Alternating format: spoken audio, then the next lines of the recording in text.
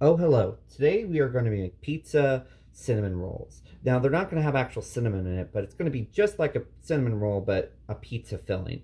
To start, we need to make our dough. First thing we're going to do is we're going to put 2 cups of flour into our bowl. Then we're going to add 2 packages of yeast. If you have a bigger one, that's 2¼ teaspoons in for each package. So this is 2 packages here I've put out as we buy in bulk our yeast. Then I'm going to need 3 teaspoons of sugar and 1½ teaspoons of salt. Also put that in there. Try not to put your salt right on top of your yeast when you're doing in there. So something like that. You can see there. All right. We'll give that a quick stir to combine everyone. There, and get everyone all mixed up. All right. Alright, you can see it's nice and mixed there. I'm just using a spatula. You can use a whisk or a fork, whatever. Ooh, whatever you want. Don't worry about that little bit that got out there. It happens. Then we're going to add 2 tablespoons of olive oil. I'm using extra virgin olive oil, but you can use other types. Alright, and you're going to stir that in while adding 1½ cups of warm water. Now, when I say warm, you just want it to feel warm to the touch when you put it on your hand and you start mixing it in. So we're going to add this water in and slowly just incorporate it here. Don't worry if it doesn't incorporate all the way. We are going to be adding more flour.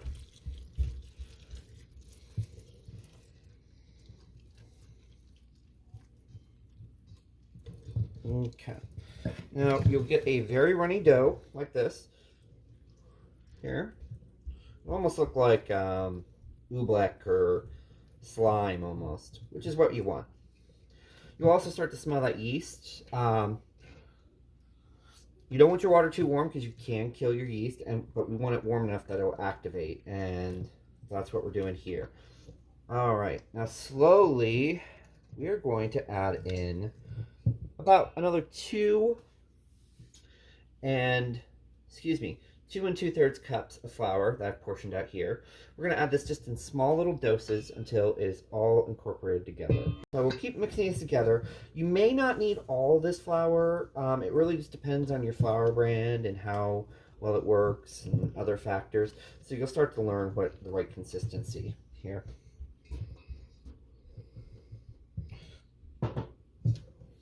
Okay, we'll keep stirring that around.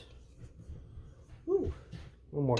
Again, not a big worry if you lose a little bit of flour. You get a little extreme. If you feel like it's too wet when we get to the end, you can always add more flour in.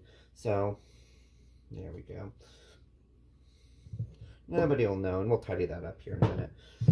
Dry flour is easy, especially if you have this. You can also use a dough hook if you have it on your mixer, but I just wanted to show manual. We are not looking for a full knead on this. We will do another sort of knockout knead later on this. So right now we're sort of at a shaggy level. We've got about half of that extra 2 2/3 cups flour added in. In total, you'll want 4 2/3 cups of flour. This is a double because it's going to be making these rolls, and we got to make them rolled out and get them big. You can have this if you want to use it. And this is also sort of my standard pizza dough recipe. So you can also use it for pizzas. You'll know you have enough flour incorporated and mixed in when you're able to put your fingers on this and it doesn't leave anything. So right now it's still a little too sticky. It's going to need quite a bit more. It's getting there. I can feel it's there. But you'll see. It's done. All right, let's add a little bit more. Usually I do this in steps where I just do enough to cover the top, and then I can work it in. And once we get enough, I'll be able to start doing some hand kneading in here. Okay, you're getting to that stage. We're going to have to start using the good old hands to mix it in. Don't be afraid to get your hands, don't be afraid to get your hands dirty while you're mixing this. All right. We're using a quick activating yeast. It's almost an instant yeast. If you're not using an active or an instant yeast, you just probably want to wait a couple minutes there after you add the water earlier. It won't be a problem. It's just you got to add it and give it some time to activate. Here we go.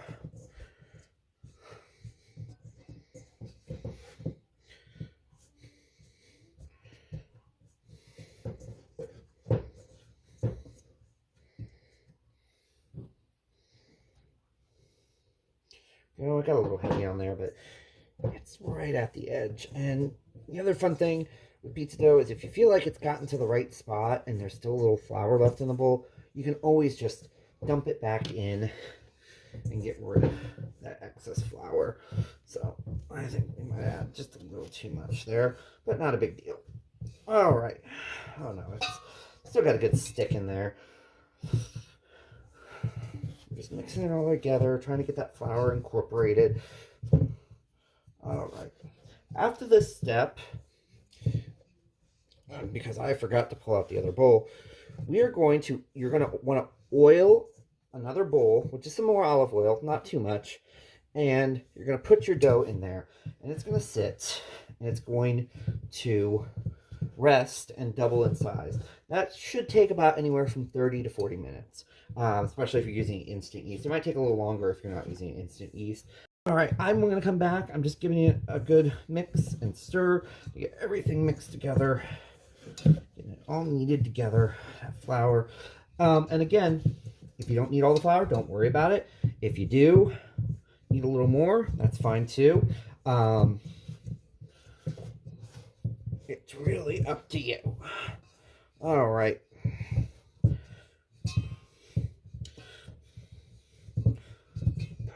All right, so I'm going to show you what you need.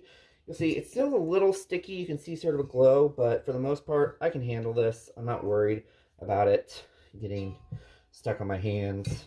There is some residual, but that's mostly just sitting there. So, all right, I'm going to go grease another bowl, put that in there and let it rest, and I'll come back and show you what it looks like, okay? Bye. All right, we've been having our dough rest for about 30 minutes now, so we're going to uncover it and see what it looks like. I think I forgot to mention before, you want to cover your dough and let it warm and rest in a warm place, not too many cold drafts or anything that could affect it. And let's see what we've got. Oh, that is a gorgeous dough. That's going to be perfect. I'm going to go get set up on our table here to roll this out and start making the dough, making the rolls. Be right back. All right, so I brought over here to our table and floured it. I've used about a 1/4 cup, but you can use more if you need to. And we're just going to dump this bad boy out there. And we're going to put just a hair more flour on top. Keep your flour nearby in case you need it, but assuming you mix the dough well and it's gotten a good rest and a good growth, that gluten should develop and you really shouldn't need much flour, if any. We're going to knock out some of that air, but not all of it. And we're going to roll it out. Pardon me for a second.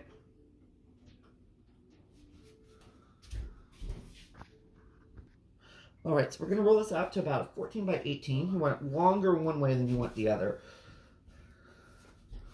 There. There we go. This is probably not exactly 14 by 18, but there we go. We're trying to make it even across the board here. Good measure is your forearm. Most men, it's about 1 foot, so that's a good idea of how big you need.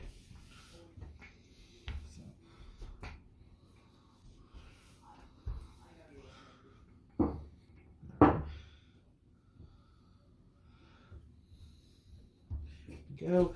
And again, if it's not perfect, don't worry about it. I always like to keep the nicer edge, which is seeming to be this side here, and that is going to be that'll be our outer edge. There. Because you don't want too many knots or anything else, so it's looking pretty good. I'm just going to work that one little corner that doesn't want to cooperate. There.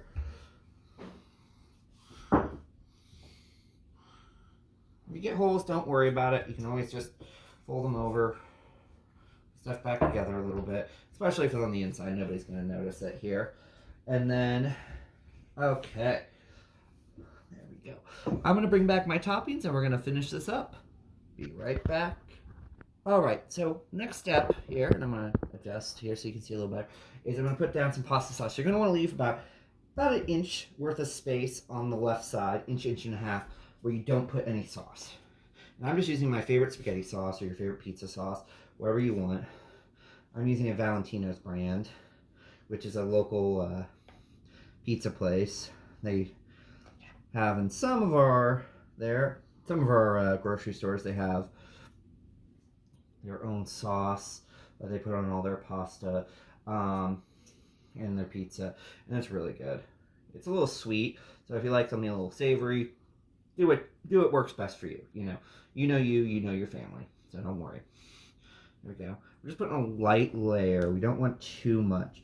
So when I do toppings here, I'm just going to do a cheese and meat version because for two reasons. One, I just don't have the time today to cook off vegetables, and I feel like raw vegetables generally are going to make this too doughy and make it too runny unless you pre-cook them. So if you have the time, you want to do that, more power to you. Do it. But I'm here. I've got the kids. I've got all the fun, work, etc. So I'm going to just do a meat and cheese version today, and I think that will work. So don't worry too much if you get a little bit. You might be able to see it from there.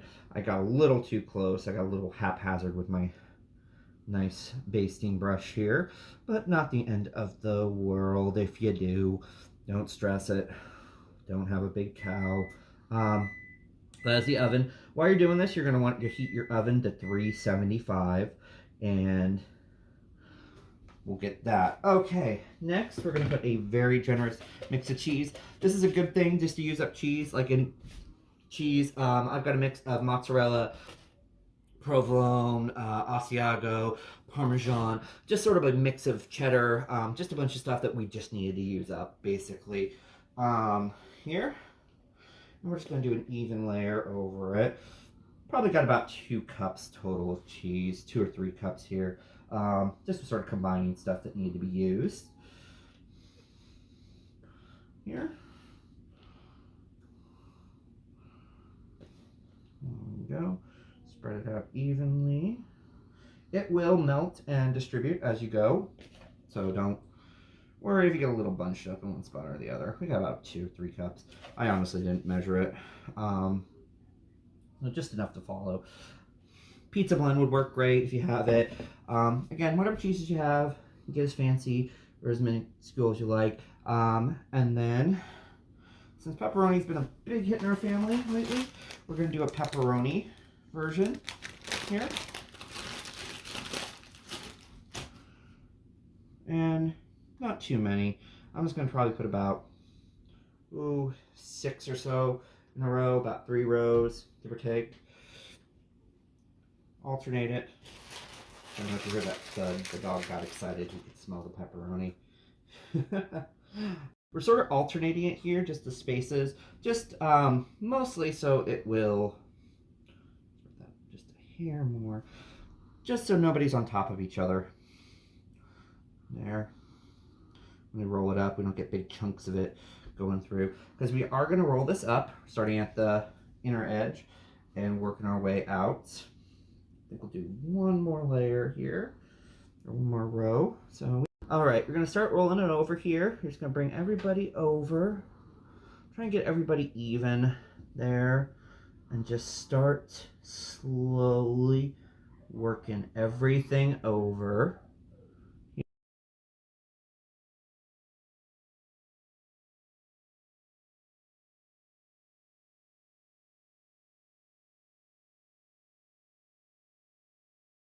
So we'll keep rolling that. We're just going a little bit here. You'll see, oh, we did have a little hole. Not a big deal. It'll get rolled in there. Okay. That's looking good. Oh, gosh, look at that roll. Another trick you can do, and I learned this, is you can put a towel underneath and just sort of use that to help roll up and pull everything together. Because if you have a towel, you can go like this, and it pulls everything together all in one even roll. All right. Here we are. It's going to be about even. You're going to want to make sure it's all rolled up, putting that seam down. Now, I am going to use just a nice old-fashioned bread knife to cut these, and I'm going to put them into greased 8x8 metal pans. You can use 9-round circle pans if you want, or other pans, but I generally would avoid doing more than about 6 to 9. Just depends on how big you roll it, how tight you roll it, and how little you cut. They will expand to some degree where you're cooking it, and we'll show that here. So all right, it's about halfway through. So we're gonna find about the halfway mark here, put it underneath the cutting board. Okay, right down the middle here. There, oh, look at that. Look how pretty that is. It's gonna be even prettier when it's finished. These tend to cook up and become really golden brown and good looking when we do it. But if you want to, you can always baste these with an egg wash too, and bake it. So to get 9, we're sort of gonna eyeball the 3 sections.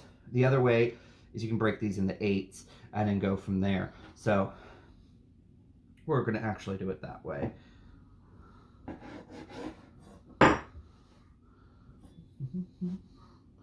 And just cut, keep cutting in half.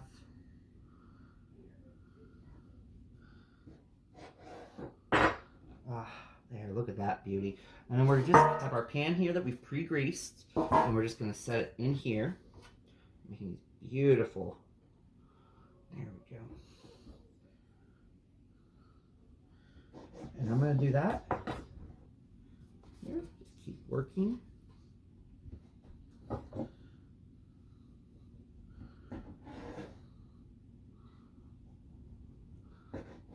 Go quick. If you do find your dough starting to stick to your brush, you can always, or excuse me, if you do find your dough and these are starting to stick, you can always put a little oil on your knife, and that'll help cut through and keep it from sticking.